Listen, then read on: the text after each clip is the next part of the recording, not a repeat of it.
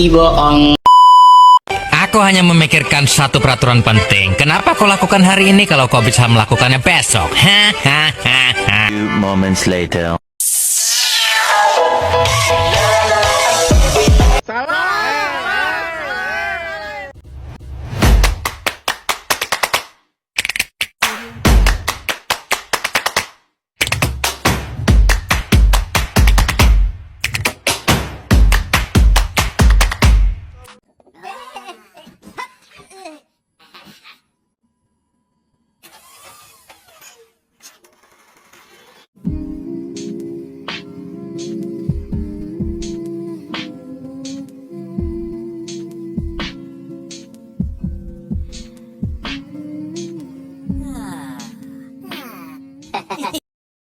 Di sini saya akan menjelaskan beberapa latar belakang dari terjadinya konseling traumatik di video ini, yang dimana klien ini memiliki latar belakang dari keluarga yang cukup harmonis.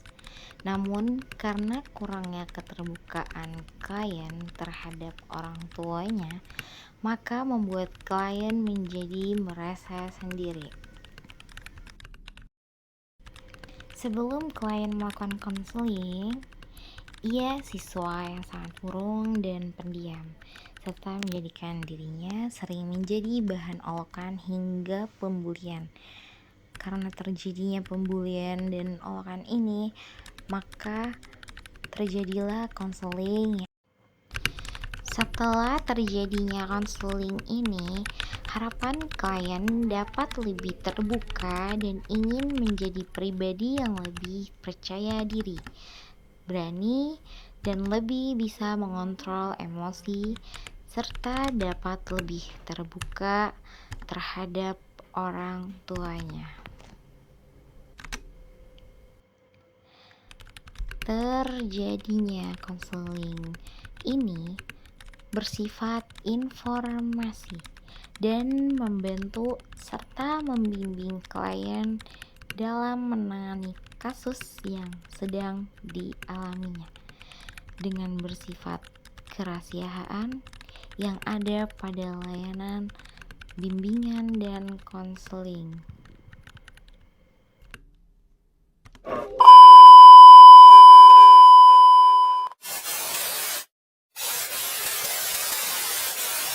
Assalamualaikum Bu. Waalaikumsalam. Dengan siapa nih? Saya lagi Bu. Oke, berarti saya bisa manggil Laili aja kali ya. Iya. Oke. Laili, bagaimana kabarnya Li? Kurang baik Bu. Kurang baik. Oh, kurang baik. Kayaknya ada yang pengen diceritain ya. Iya. Oh, oke. Tapi sebelumnya Laili kesini udah tahu mau ngapain? Udah. Mau konseling. Konseling. Tapi sebelumnya udah pernah melakukan konseling atau belum? Belum. Belum. Oke, di sini mungkin saya akan menjelaskan sedikit aja kali ya dari proses konseling. Nah, proses konseling ini merupakan proses bantuan nih konselor, saya sebagai konselor terhadap klien, kamu kliennya yang memiliki masalah. Dan tujuan melakukan konseling ini membantu klien dalam menyelesaikan masalahnya yang telah klien hadapi, berarti yang telah kamu hadapi, dan sama-sama kita cari solusi dari permasalahan yang kamu alami. Nah, dipahami Laili? Paham Dan dari proses konseling di sini juga ada fungsi dari proses konseling ini nih, yang dimana ada fungsi pengentasan, yang dimana konseling ini membantu dalam konseling ini membantu klien kamu dalam mengentaskan masalah yang telah kamu hadapi. Nah, di sini juga ada beberapa asas yang perlu kamu ketahui, yang dimana ada asas keterbukaan. Kamu sebagai klien harus lebih terbuka kepada saya sebagai konselor. Dan apakah kamu di sini datang ke sini dengan keterpaksaan? Enggak, Bu. Kemauan saya. Oke. Karena kemauan kamu dan di sini ada asas kesukarelaan, yang dimana kamu sebagai klien datang dan bercerita tanpa adanya keterpaksaan. Dan ada lagi namanya asas kerahasiaan, yang dimana permasalahan kamu sebagai klien sangat dirahasiakan karena adanya asas kerahasiaan ini. Dan, karena ada asas kerahasiaan ini, jadi permasalahan kamu dirahasiakan oleh saya maupun kamu. Dan terakhir di sini ada asas kemandirian, yang dimana di asas kemandirian ini saya sebagai konselor akan membantu kamu sebagai klien dalam mengambil keputusan dan tidak bergantung lagi kepada kita sebagai konselor. Ini merupakan asas konseling ya, Li. Apakah dimengerti, Li? Ngerti, Bu. Paham. Oke. Dan di sini saya juga akan menjelaskan soal pertemuan kita, yang dimana dalam proses konseling ini kita melakukan proses konseling 40 menit. Jika emang kamu ingin ditanyakan atau ingin melakukan konseling selanjutnya, bisa melakukan konseling, bisa melakukan Proses konseling. bisa mengatur jadwal ulang untuk melakukan konseling ke depannya. Oke, Laili. Baik, Bu. Jadi bagaimana permasalahan kamu? Gini, Bu. Saya itu dari semenjak sekolah di sini, saya dari sekarang kan saya sekolah udah kelas 12. Jadi saya kelas 10.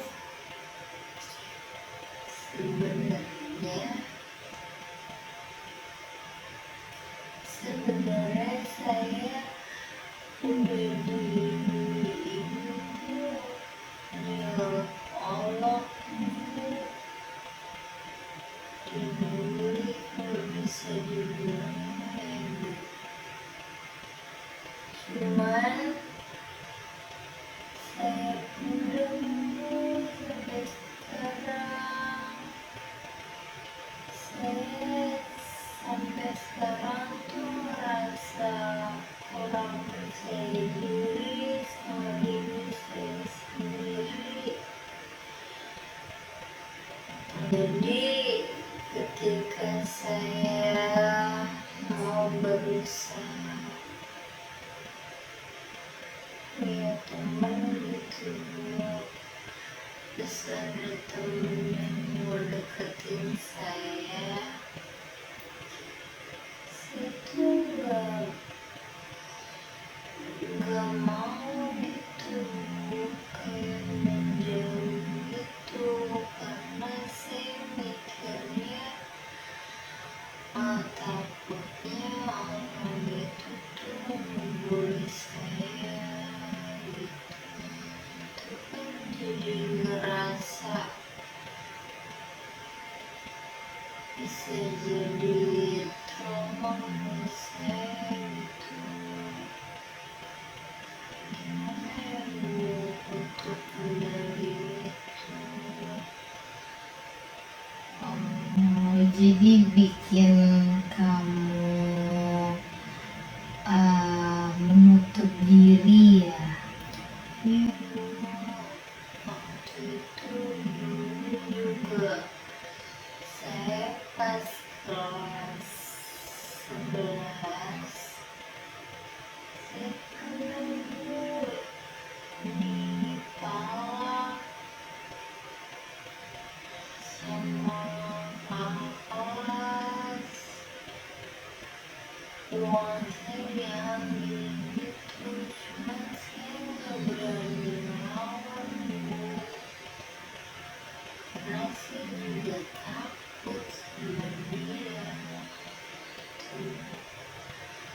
Terus juga tas saya juga pernah dimasukin ke tong sampah Bu. Saya juga nggak ngerti salah saya apa Bu. Saya sampai ngerasa sekarang tuh kayak nggak punya teman dekat gitu. Saya juga takut Bu kalau misalnya dia mendekatin saya kurang percaya diri dia, terus minder juga dia. Gimana di sekolah? Jadi kamu sekolah ini sekolah baru atau memang kamu sekolah yang kamu inginkan, apa emang kamu disuruh sama orang tua untuk sekolah di sini? Orang tua sih Bu, karena saya nggak ada omongan, karena saya nggak ada keinginan untuk masuk sekolah mana. Oh gitu. Oke. Berarti emang kamu dari kelas 10 sampai sekarang dibully. Dari ngebully ini kamu dari kelas 1 sampai sekarang memang nggak punya temen atau emang ada teman? Dulu pas sebelum terlalu saya diolok-olok tuh, sebelum dibully tuh saya punya teman, cuma teman saya diambil sama orang yang suka ngebully itu. Nah bahkan sampai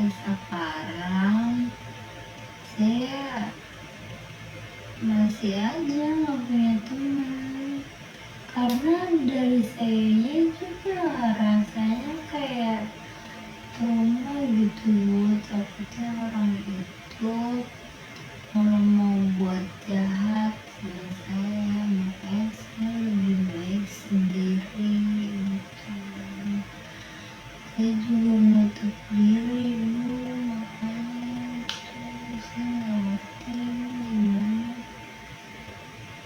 tapi saya sedih Bu, kayak dipendem sendiri kan gak enak ya Bu ya, makanya saya kesini buat konsul sama ibu.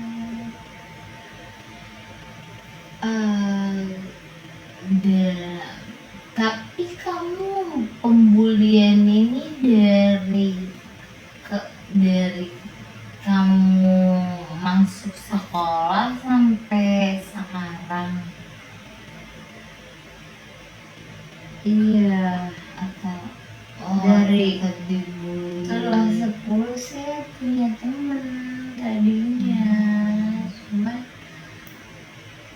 cuman setelah itu saya udah mulai dibully tuh Bu. Nah, teman saya yang dekatnya tadi sama saya diambil sama orang itu, sama geng itu. Iya, saya nggak punya teman sampai sekarang.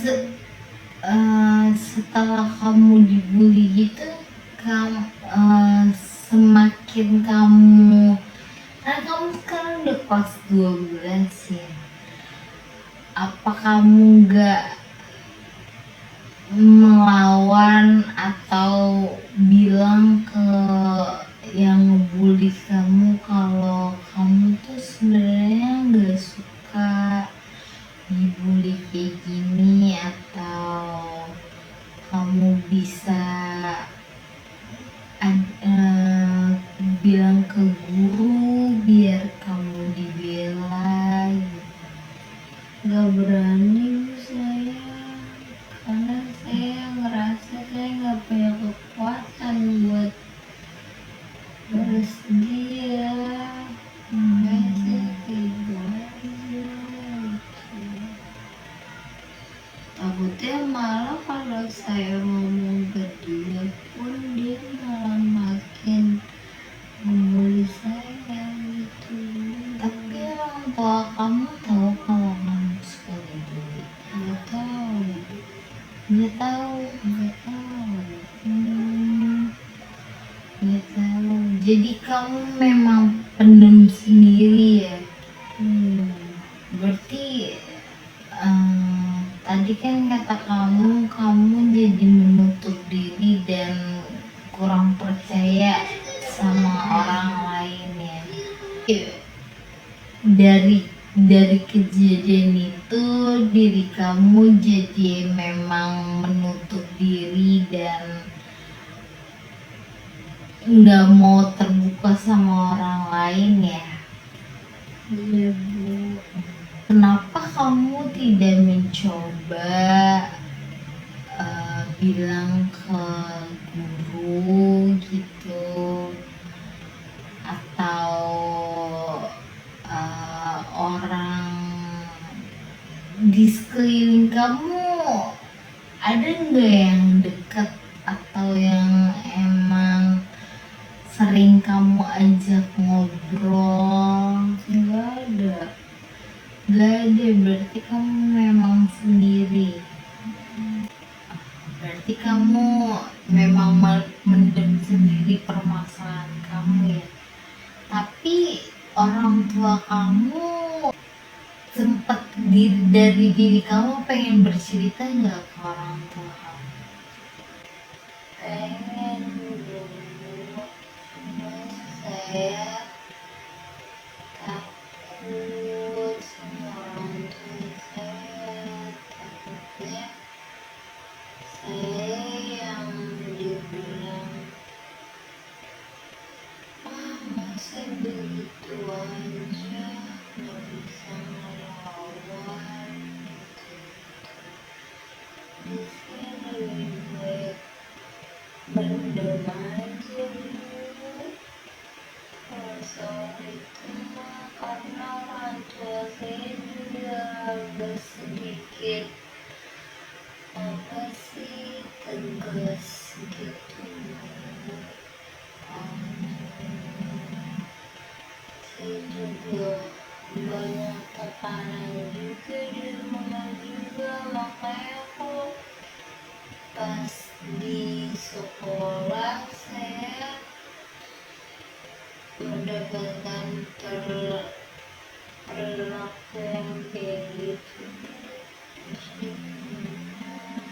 jadi saya udah aja.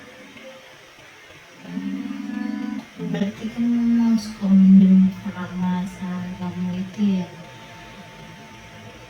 Oke. Mungkin kamu bisa mungkin dari permasalahan kamu ini kamu bisa introspeksi diri kamu juga kali ya. Ada kesalahan mungkin, atau ada harus yang perlu diganti, misalnya kayak sifat kamu yang lebih murung, kamu mungkin bisa lebih ceria agar orang lain ngeliat kamu tuh ceria dan asik untuk diajak teman gitu, bukan bukan malah dibully. Dan kalau dari pembulian tersebut kamu nggak ingin merasa melawan. Saya ingin melawan, cuma saya takut.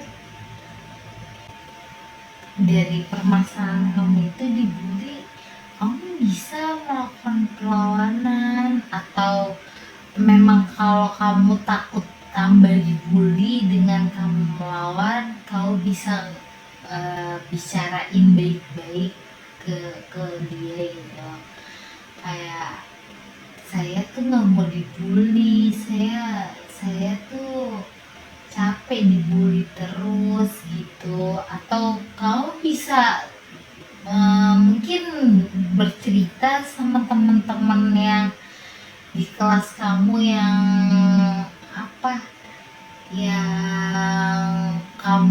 menurut kamu asik diajak ngobrol, dan kamu tanyain gimana sih solusinya gitu. Dan kamu juga bisa merubah pola pikir kamu dengan nggak semua orang tuh sama, nggak semua orang tuh bakal ngebully kamu. Pasti ada yang menerima cerita kamu, jadi kan kamu bisa lebih terbuka dan gak merasa diri kamu itu sendiri ataupun lemah yang tadi kamu bilang ya. Baik Bu, berarti saya harus terbuka ya guys, menerima sama keadaan yang sekarang gitu. Dan jika kamu dibully lagi,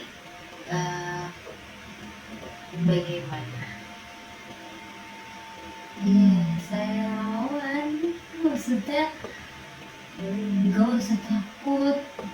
Dan paling gak kalau misalnya saya nggak bisa mengatasi, mungkin saya tidur lagi. Oke. Di sini berarti kamu paham ya sama perasaan kamu. Oke, jadi saya simpulkan aja dari kemasan pembulian ini, kamu karena kamu menutup diri dan emang gak mau membuka diri karena sering dibully dari kelas 1 sampai kelas 12 gitu. Dan kamu bisa melakukan dengan mengubah pola pikir kamu, dan kamu bisa lebih memilih teman agar kamu bisa mencari teman bercerita, karena kata kamu keluarga kamu sangat tegas dalam menyikapi cerita